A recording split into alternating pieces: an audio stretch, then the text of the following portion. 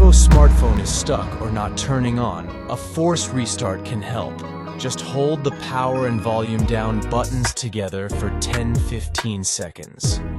When you see the Vivo logo or feel a vibration, release the buttons. Your phone will restart. For some models, you can also try holding the power and volume up buttons.